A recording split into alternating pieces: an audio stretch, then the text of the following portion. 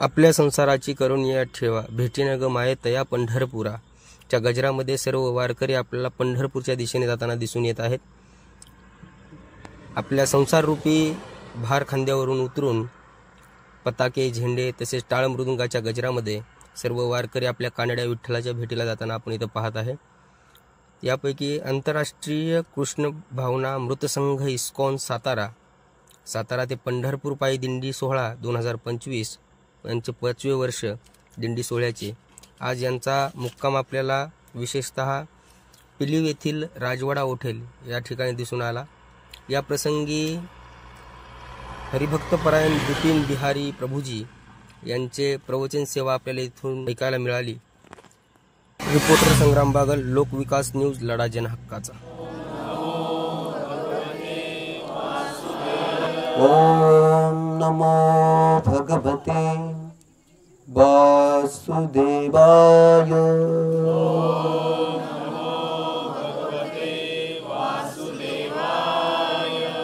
नारायणं नमस्कृत्यं नरं चैव नरोत्तमं देवीं सरस्वतीं व्यासं ततो जयमुदीरये. नष्टप्रायेषु अभद्रेषु नित्यं भागवत सेवया. भगवती उत्तम श्लोके भक्तिर्भवति नैष्टिकी. श्रीकृष्णाय वासुदेवाय देवकी नंदनाय च नंदगोपकुमाराय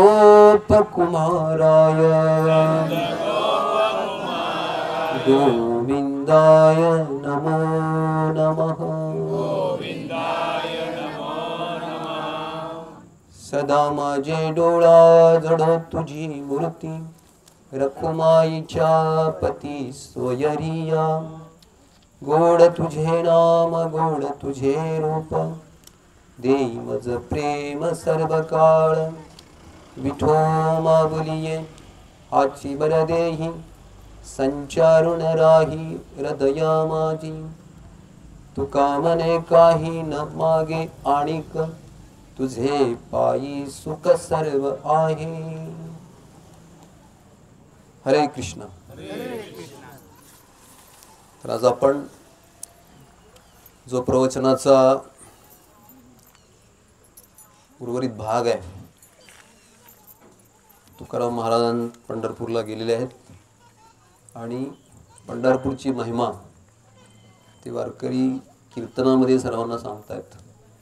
त्याच्यामध्ये मी परवा दिवशी पाहिलं की पुंडलिक कसे तिथे आले आणि पुंडलिकाला बघण्यासाठी पांडुरंग आले आणि पांडुरंग तिथे कायमचे राहिले.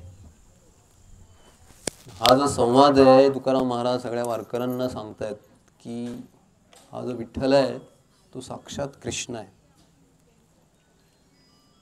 म्हणून विठ्ठल हे नाव जे ठेवलेलं आहे ते प्रथम पुंडलिकाने ठेवलेलं आहे.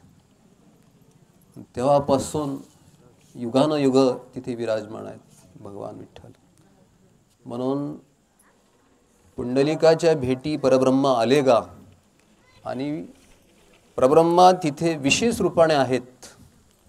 कारण का त्या ठिकाणी पुंडलिकाने जो आदर्श दाखवलेला आहे, कुठला आदर्श की जो आपल्या मातेपितीची सेवा करत आहे, पण ज्यावेळेला प्रत्यक्ष पांडुरंग झाले, उभे राहिले त्या ठिकाणी, त्यावेळेला क्षणभरासाठी आईवडिलांची सेवा विसरून प्रथम पांडुरंगासाठी बसण्याची व्यवस्था केली, उभे राहण्याची व्यवस्था केली आणि नंतर मग पुन्हा आईवडिलांची सेवा सुरू केली आणि आईवडिलांची झोप लागल्यानंतर पुन्हा पांडुरंगाची सेवा सुरू केली. म्हणून संसार आणि भक्ती ही दोन चाकं त्यांनी समांतर ठेवली आणि हा आदर्श आहे. हा आदर्श कलियुगामध्ये भगवंताला फार आवडतो. म्हणून पुंडलिकावरती एवढे खुश झाले भगवंत की पुंडलिका तू माग काय मागायचे. आणि त्यासाठी पुंडलिकाने मागितलं की देवा आपण इथं आलात तर गरीब श्रीमंत काळा गोरा असं काही भेद ठेवू नका, सर्वांना इथं दर्शन द्या. कसं पाहिलं तर माझी काही योग्यता नाही आहे, पण तरीसुद्धा मला एवढा सन्मान दिला आहे, मला एवढं वरदान दिलं आहे की मला मागण्याची संधी दिली, म्हणून मी मागतो की इथं आला तर परत जाऊ नका. आणि हे तुकाराम महाराज हे चरित्र आहे सगळ्या भक्तांना सांगतात. तर त्या पुढे सांगतात की जेवढे जेवढे नंतर पंढरीनाथामध्ये पंढरीनाथाला पाहायला जेवढे जेवढे आचार्य आले तर ते खास करून अगोदर पुंडलिकाला बघण्यासाठी आले. कारण ज्या वेळेला भक्तांचा आशीर्वाद मिळत नाही तोपर्यंत पांडुरंगाचं दर्शन शक्य नाही आहे. म्हणून असं काय आहे पुंडलिकामध्ये की तो अनंत कोटी परब्रह्मा नायक त्यांच्या 2 शब्दांनी सांगून इथं कायमचा राहायला इथे. मग असा कोण पुंडलिका आहे तो, त्याचं चरणाचं दर्शन घ्यावं. या उद्देशाने रामानुजाचार्य आले, मध्वाचार्य आले, निंबाचार्य आले, चैतन्य महाप्रभू आले, नित्यानंद प्रभू आले. आणि ती प्रथा पडली की प्रथम चंद्रभागे स्नान, पुंडलिका दर्शन आणि नंतर पांडुरंगाचं दर्शन. त्याप्रमाणे पांडुरंगाचं दर्शन होतं. जो कोणी पंढरपूरमध्ये येऊन पुंडलिकाचं दर्शन करत नाही किंवा त्याच्या मनामध्ये हृदयामध्ये पुंडलिकाविषयी सन्मान नाही, आदर नाही, तो पांडुरंगाचं दर्शन करू शकत नाही. तो भला तो नेत्राने करेल, पण ज्यावेळेला एक साधक ज्यावेळेला दर्शन करायला जातो त्यावेळेला साधक दर्शन करत नाही तर भगवंत त्याचं दर्शन करतात. आपल्याला वाटतं की आपल्याला देव दिसेल का नाही, पण त्याहीपेक्षा जास्त महत्त्वाचं असतं की देवाला आपण दिसतो पंढरीत पोहोचल्यानंतर. म्हणून त्या ठिकाणी चंद्रभागा सुद्धा त्या ठिकाणी चंद्राच्या कोरेप्रमाणे झालेली आहे. याचं गेल्या प्रवचनात मी सांगितलं होतं की कारण त्या ठिकाणी जे गदा तीर्थ आहे, मल्लिकार्जुन रूपात भगवंताने त्या ठिकाणी दिंडी राक्षसाचा वध केला. त्या ठिकाणी हरिहरी उच्चार आल्यानंतर त्या ठिकाणी त्यांनी मल्लिकार्जुन भगवंताने कडून आशीर्वाद मागून घेतला की जो कोणी या गधेला स्पर्श करेल त्याची सगळी पापं नष्ट होतील. या क्षेत्राला लोहदंड तीर्थ, गधा तीर्थ, सूर्यतीर्थ नाव असं मिळावं. आणि भविष्यामध्ये त्या ठिकाणी ही जी गोष्ट आहे की इथं सगळं पाप नष्ट होऊन पुण्य प्राप्त होऊन सगळे भोग संपले जातात, हे चंद्राला कळलं. सोम आणि प्रथम स्नान विशेष रूपाने त्यांनी केलं. म्हणून त्या ठिकाणाला चंद्रासारखा आकार बी आला आणि तेव्हापासून नदीला नाव हे चंद्रभागा आहे. आणि तेव्हापासून चंद्राला जो बृहस्पतीने शाप दिला होता ना, तुला क्षयरोग होईल म्हणून, पण तिथे स्नान केल्यानंतर चंद्राला एक 15 दिवसाचा शाप आहे, नंतर 15 दिवस पुन्हा तो उजागर उजागर उजागर होत जातो. अशी ती त्या ठिकाणची महिमा आहे. तर तुकाराम महाराज चंद्रभागेची देखील महिमा सांगताना म्हणतात की ही चंद्रभागा सुद्धा काय आहे, तिचा इतिहास असा आहे की वास्तविक पाहता चंद्रभागा नदी म्हणजे भगवान शंकराच्या शरीरातला घाम आहे. हा केव्हा घाम आलेला, ज्या वेळेला त्रिपुरासूर नावाचा दैत्य आहे, हा देवतांना सळो की पळो करून सोडलं होतं त्याने. त्यावेळेला सगळ्या देवता भगवान शंकराकडे गेल्या आणि देवतांच्या इच्छेखातर भगवान शंकराने या त्रिपुरासुराबरोबर युद्ध केलं. त्यावेळेला एक पाय नंदीवरती आणि एक पाय धरतीवरती अशी युद्धाची स्थिती होती त्यावेळेला.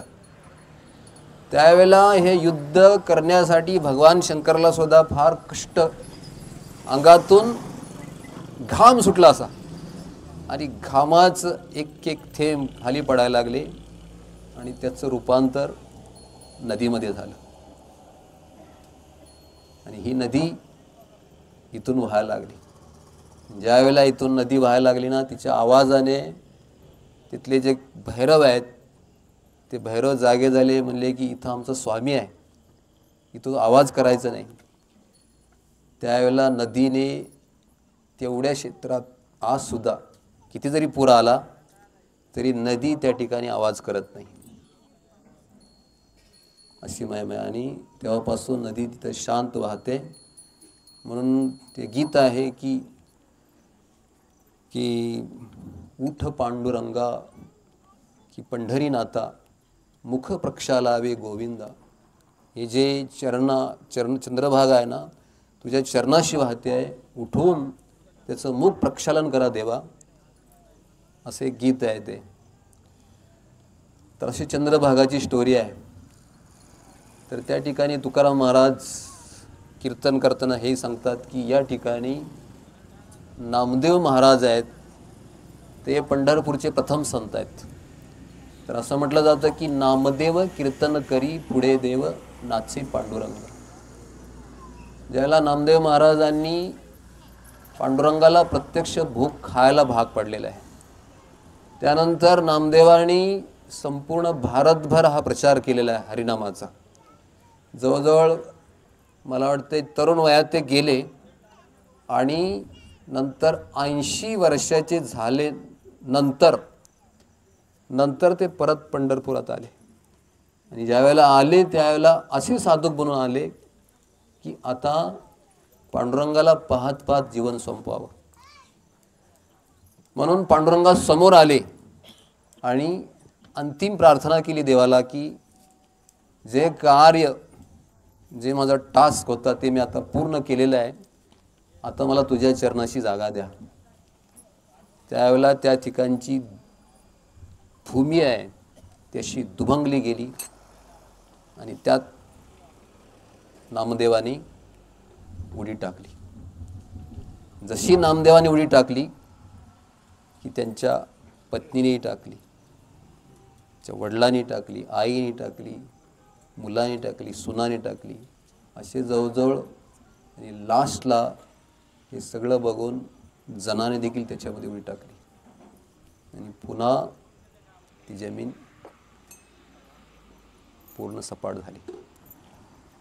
म्हणून हे जे 14 जणांचा जो अंत आहे तो पांडुरंगाच्या चरणाशी झालेला आहे. त्यांना जीवन समाधी मिळाल्यासारखं आहे. म्हणून आज देखील त्या ठिकाणी नामदेवाची पायरी म्हणून आहे तिथे. तर ज्यावेळेला नामदेव महाराज, त्यांचं एक असं चित्र आहे, त्यावेळेला ते जाताना म्हणतात की मला तो माझा चोखा कुठं आहे, त्याचं काय झालेलं आहे. म्हणलं तर भगवान त्याला साक्षात म्हणतात की चोखामेळ्याची स्टोरी अशी आहे की संत चोखामेळा हे मंगळवेढा तिचं गाव आहे ना, तिथले आहेत ते. आणि त्यांच्या आईचं नाव सावित्राबाई आणि वडिलांचं नाव सुदामा. तर त्यावेळेला ते त्यांचे आईवडील पांडुरंगाचे भक्त असल्यामुळे पंढरीला यायचे, पण बरेच दिवस मूल होत नसल्यामुळं पांडुरंगाला नवस करायचे ते. आणि वाटीत येताना त्यावेळेला एकदा मंगळवेढ्याच्या राजाने पांडुरंगाला देण्यासाठी एक पिकलेले आंबे दिले. असे आंबे दिले आणि त्याच्यावरती चिठ्ठी दिली, लिहिली की हे आंबे पांडुरंगासाठी दिलेले आहेत म्हणून. किती आंबे होते ते मोजून दिले होते ते. पण मध्ये आल्यानंतर एक ब्राह्मण मध्ये आला आणि म्हणले की आम्हाला फार भूक लागली आहे. पण सुदाम, त्याचे वडील होते ना चोखामेळ्याचे, त्यांनी नकार दिला. नाही म्हणले की हे नामदेवाकडे या पांडुरंगाला द्यायचे, ते तुम्हाला नाही देऊ शकत. तर त्याच्यामध्ये त्यांची जी पत्नी होती सावित्रीबाई म्हणजे की असू द्या, बिचारा ब्राह्मण भुकेल आहे ना, एक आंबा दिला तर काय होतं त्यातला, पांडुरंग बाकीचे आहेत ना पांडुरंगाला. मग त्यातला एक आंबा त्या ब्राह्मणाला दिला आणि त्याने तो चोखला असा, आणि चोखून परत तो तिथे ठेवला. आणि तिने काही तिने असं वट्यात घेतलं तो आंबा आणि तिने बघितलं नाही ते परत. तर तिला वाटलं की आंबा त्याने परत दिलेला नाही, परत दिलेला आहे तसंच, पण त्याने तो चोखलेला होता. आणि मग यांना काही महार जातीचे असल्यामुळं आत स्वीकार करत नव्हते. मग बाहेर पुजारी यायचे आणि त्यांना पायरीला सुद्धा शिवून देत नव्हते. मग तिथून ते आंबे घेतले आणि म्हणले की हे राजाने दिलेले आहेत. तर पुजारीने ज्यावेळेला मोजले आंबे त्यावेळेला त्याच्या चिठ्ठी होती, जेवढे आंबे होते त्यातला एक आंबा कमी होता. म्हणले की एक आंबा कुठे आहे? त्यावेळेला ते म्हणले की तो माझ्या वट्यात आहे. आणि जशी वट्यात बघते ना ती, तर त्यावेळेला तो आंबा नसतो, त्या वट्यात एक मूल असतं आणि तेच संत चोखामेळा. मग त्यांना चोखून दिलेल्या एका ब्राह्मणाच्या आंबा चोखल्यामुळं तो एक मूल प्राप्त झालं, म्हणून त्यांचं चोखामेळा नाव ठेवलं. आणि नामदेवाच्या कीर्तनाला ते नेहमी हजेरी लावायचे, नामदेवाचं पद धरायचे, सुंदर सुंदर भजन करायचे. महार जातीचे असल्यामुळं त्यांना पायरीला सुद्धा येऊ द्यायचे नाहीत, परंतु तेवढे दुःखी कष्टी व्हायचे, भगवंताला प्रार्थना करायचे की त्यांनी एक अभंग लिहिलेला आहे, तो फार भजनामध्ये फार फेमस आहे. अबीर गुलाल उधळती रंग, नाता घरी नाचे माझा सखा पांडुरंग. अबीर गुलाल उधळती रंग, नाता घरी नाचे माझा सखा पांडुरंग. उंबऱ्यासी कैसा शिवू आम्ही जातीन. मला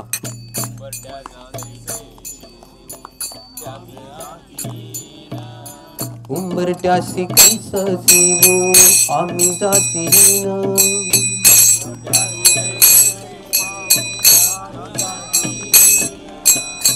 रूप तुझे कैसे पाहू त्यात आम्ही दिन.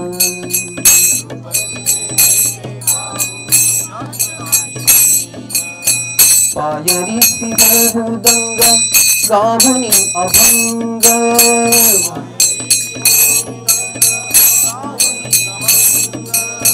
नाता घरी नाचे माझा सखा पांडुरंग. नाता घरी नाचे माझा सखा पांडुरंग. अबीर गुलाल उधळती रंग. अबीर गुलाल उधळती रंग. नाता घरी नाचे माझा सखा पांडुरंग. हे असं सुंदर अभंग आहे. त्या अभंगामध्ये एवढं सुंदर गीत गायलेलं आहे त्यांनी. आणि असं करता करता तिथून ते सगळे लोक आले आणि म्हणले की या लोकांना सगळ्या हे महार जातीचे त्यांना सगळे हाकला इथून. त्यांना असे गाडीमध्ये बसवलं आणि त्यांना असं काम दिलं की तो तिथला बुरुज आहे, ते सगळी ती माती ओढायचं काम तुमचं इकडं मंदिरातलं काम नाही. मग ते माती ओढता ओढता सगळे जे महार लोक होते तो अचानक बुरुज ढासळला तो आणि सगळे लोक भिंतीखाली गाडले. सगळेचे सगळे मृत झाले सगळे. असं म्हटलं जातं की मग अरे एवढे मोठे महान भक्त सुद्धा, लोकांचा समज असतो ना असा की काहीतरी वाईट कर्म केलं तर असा अकाली मृत्यू, असा घातपाती मृत्यू येतो असं म्हटलं जातं ना. मग चोखामेळा एवढा मोठे भक्त होते, तर मग त्यांचा असा मृत्यू का झाला? हा मृत्यू भक्त असो किंवा अभक्त असो, मृत्यू कसा येऊ, पण त्याही पेक्षा महत्त्वाचं आहे की भक्त असल्यानंतर त्याचा भाव निश्चित भक्तियुक्त असतो.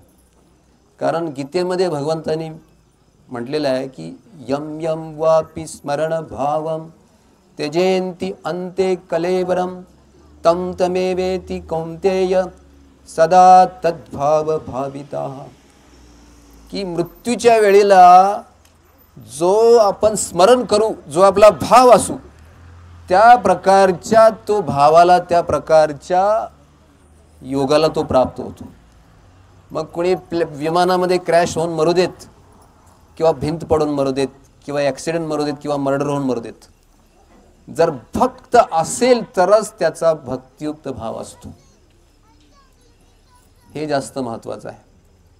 मृत्यू येणं कसं बी येऊ शकतो, पण महत्वाचं आहे की जर भक्तियुक्त भाव जर यायचा असेल ना, गीतेमध्ये म्हणतात की अंतकालेच मामेम स्मरण मुक्ता कलेवरम, की भगवंताचं अंतकाळी जर स्मरण झालं तर निश्चित आहे की आपण भगवत धामात जाऊ शकतो. पण अंतकाळी कोणाला स्मरण होतं? प्रल्हाद महाराज म्हणतात की ज्याचं प्रॅक्टिस असेल त्याला, असं कोणालाही स्मरण नाही होत. कोणाला वाटेल असेल की त्यात काय जरा वेदना झाली की आपोआप भगवंताचं स्मरण होतं. तसं होत नसते स्मरण.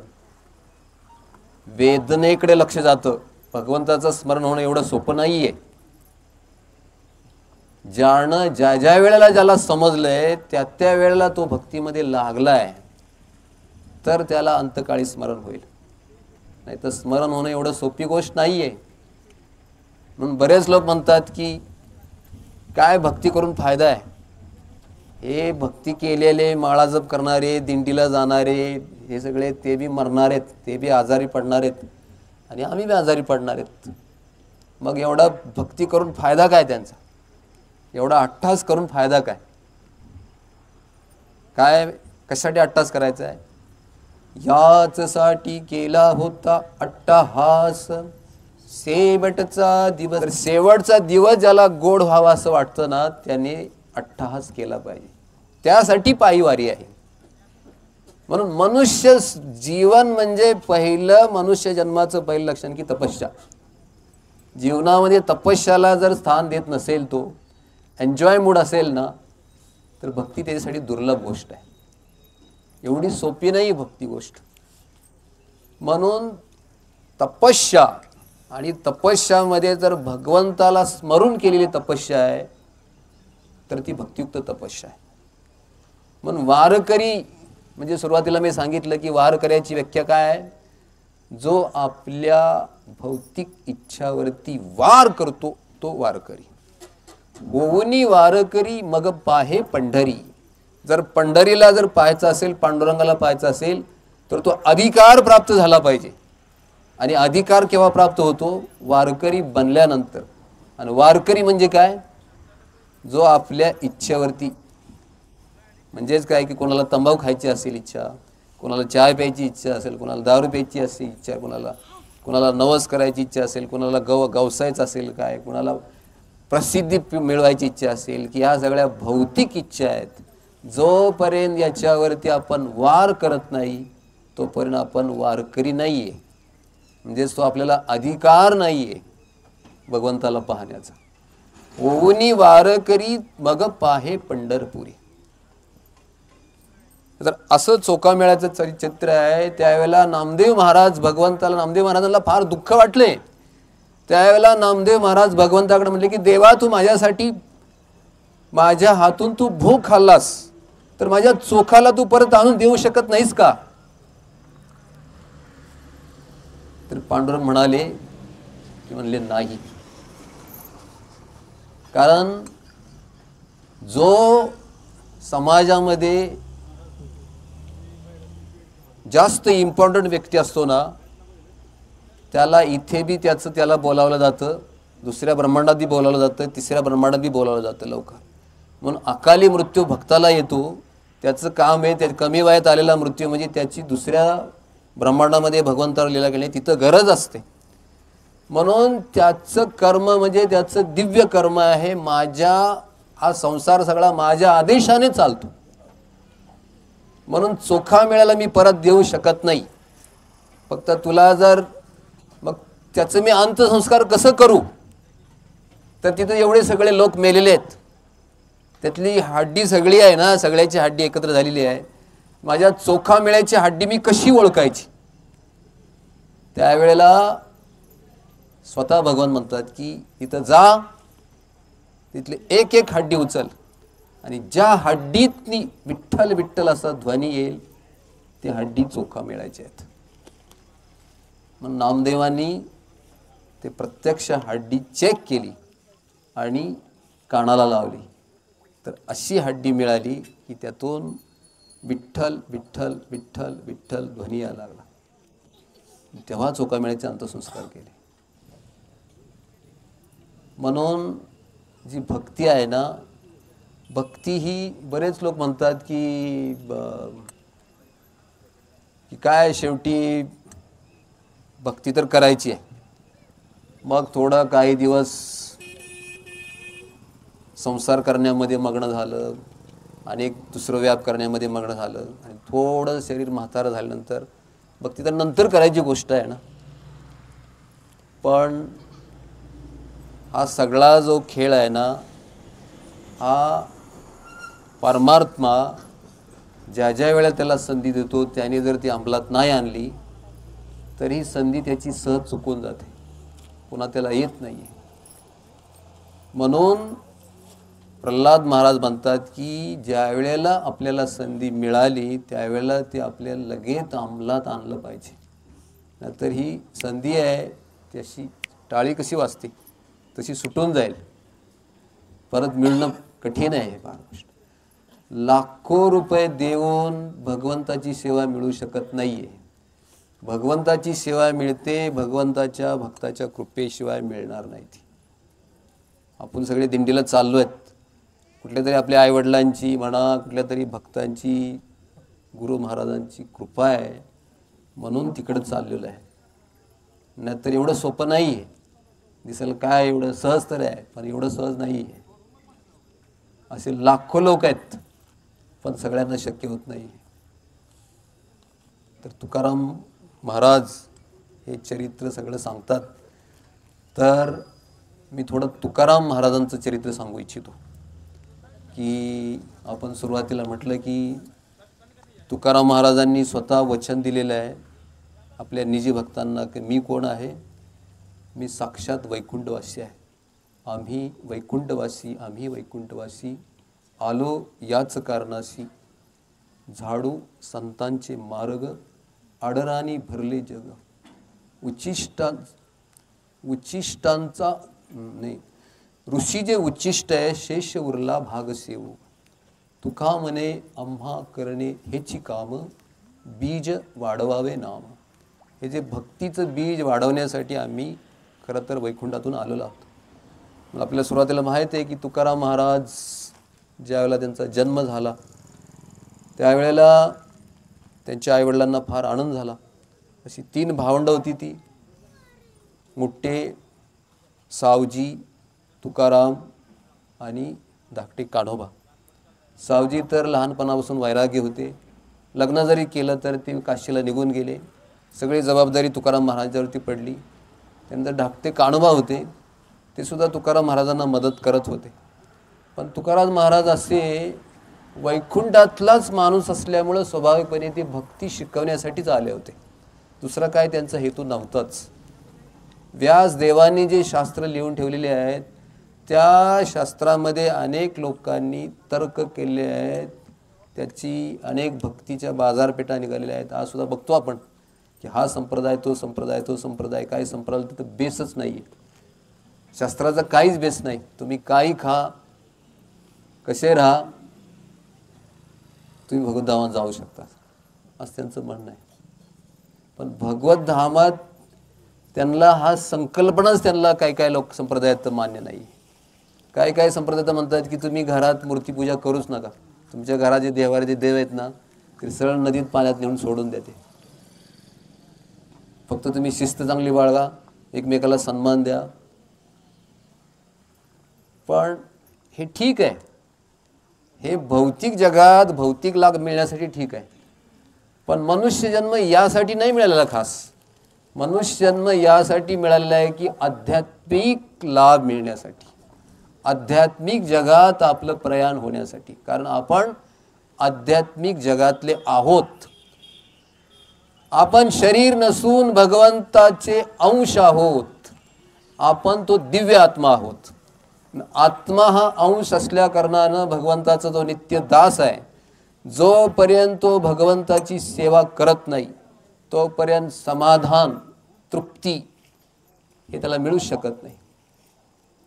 मग तुकाराम महाराज म्हणतात की हे माझं पहिलं काम आहे भक्ती कान्होबा.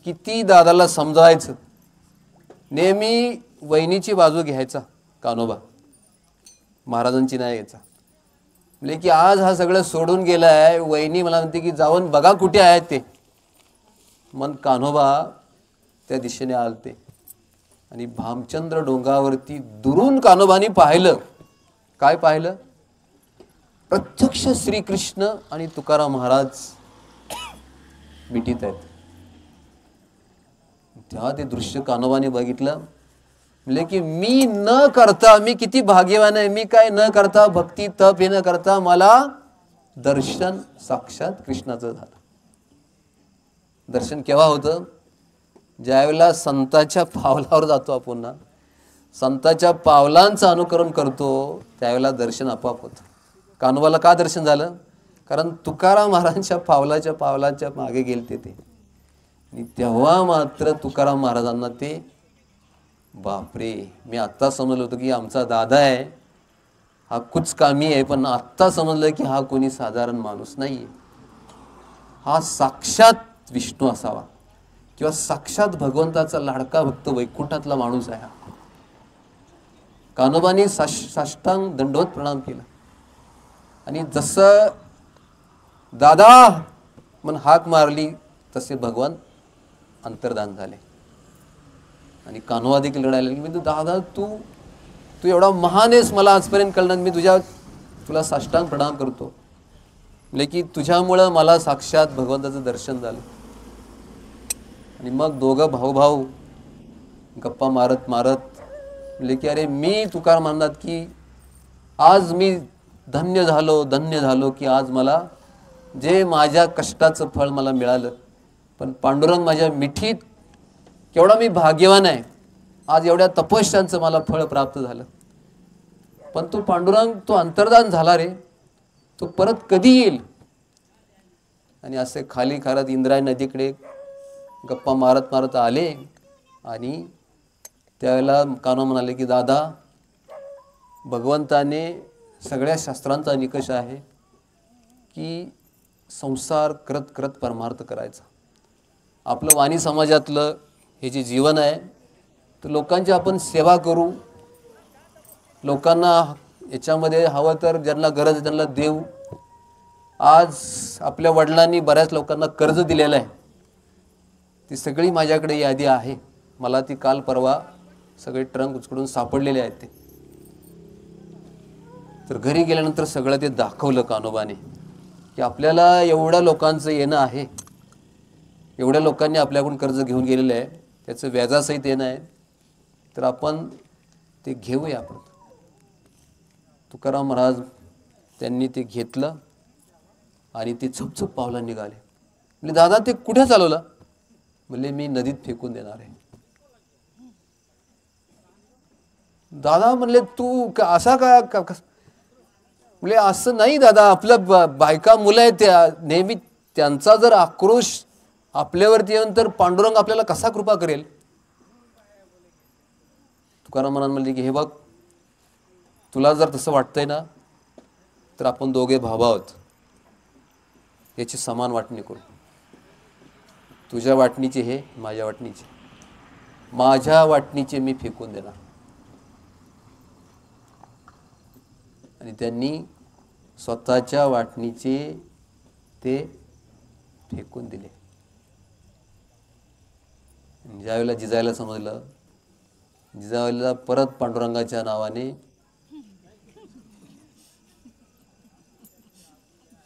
रडायला लागली. म्हणजे की तू असा कसा क्रूर कठोर आहेस, तू दगड आहेस पण साधारण दगड नाहीस तू, की माझ्या नवऱ्याला वेड लावून तू एवढी, तुला माझ्या बायका मुलांची सुद्धा दया येत नाही का रे? अशी जिजाई म्हणते, काळ्या तू माझ्या सगळ्या संसाराचा इस्कूट केलास. पण तुकाराम महाराजांनी काही फरक पडत नाहीये. त्यावेळेला तुकाराम महाराज घरी येतात, म्हणतात आवले हे बघ, आपण फक्त निमित्त मात्र आहे, हा संसार सगळा पांडुरंगाचा आहे. कोणाचे आई वडील मरतात, त्यांची मुलं असतात, ते काय मरून जातात का आई वडील मेल्यानंतर? कारण ती मुलं खरं आपली नसतातच, ती मुलं पांडुरंगाची असतात. आपण फक्त मी माझं माझं करून आपल्याकडे सगळं मी घेतो. खरं वास्तविक पाहता आवले म्हणतात, हे बघ आवले, पांडुरंगाने आपला मध्ये एक जो झाड पडदा आहे तो म्हणजे मीपणा आहे. हे मीपणा घालवण्यासाठीच तपस्या आहे, पंढरीची पायीवारी आहे. हा मी प्रत्येक ठिकाणी मी आहे ना, हाच पांडुरंगामध्ये ना आपल्यामध्ये जाड पडदा आहे. तो असाच नाही निघणार. त्याच्यासाठी पांडुरंगाकडे मन लाव, तू सुद्धा लाव, मी सुद्धा लावतो. कपसा म्हणले अजिबात त्या विठ्ठलाचं नाव काढू नका माझ्यासमोर. तुकाराम महाराज तिथून उठून निघून गेले आणि पुन्हा भंडारा डोंगराकडं निघाले. ते त्यावेळेला आवलीने तुकाराम महाराज जे जे काही सोबती होते सगळ्यांना जमा केलं. म्हणले की काही करून त्यांना तुम्ही समजून सांगा. मग काही मित्र गेले त्यांच्याकडे, त्यांना समजून सांगितलं की दोन तीन लहान लेकरं आहेत, तुम्ही असं काय विठ्ठल विठ्ठल म्हणून तुम्ही मग लग्न करायला तर नव्हतं पाहिजे ना. म्हणले की ठीक आहे, लग्न करायला नव्हतं पाहिजे, मी चूक केलेली आहे, पण याचा अर्थ मी लक्ष देत नाही असं होत नाही. माझं काम आहे मेन पांडुरंगाची सेवा करणं. माझा पांडुरंगावरती विश्वास आहे की ते त्यांची लेकरं आहे, ती काळजी आपोआप घेतात. मला त्यांची काळजी करायला काही लागत नाही. आत्ता जर आत्ताच्या व्यवहारात बघितलं तर थोडं ते अनुकरणीय होऊ शकत नाही आहे, परंतु ते एक फार मोठं एक्झाम्पल आहे, उदाहरण आहे की तसा तो तर फार मोठा आहे. पण जबाबदारीचं जीवन, कोणी म्हणलं की तुकाराम महाराजांनी कोणी संसारात जबाबदारी स्वीकारली, पण तसं नाही. शास्त्र सांगतं की तुकाराम महाराजांचा स्तर आहे आपल्यासारखा स्तरासारखा नव्हता. आपण रुसून जाऊ, जंगलात जाऊ आणि तिथं जाऊन आपल्या बायकोची आठवण करत बसू, बायका मुलांची. पांडुरंगाची आठवण करणार नाही. म्हणून आपला स्तर तो नाही आहे, म्हणून ते आपल्याला कर्म लागू शकतं जबाबदारी सोडल्याचं. पण तुकाराम महाराजांचा स्तर वेगळा असल्यामुळं तुकाराम महाराजांना ते कर्म लागत नव्हतं. आणि मग तुकाराम महाराज पुन्हा भंडारावरती डोंगरावरती गेले. हे सगळे लोक त्यांना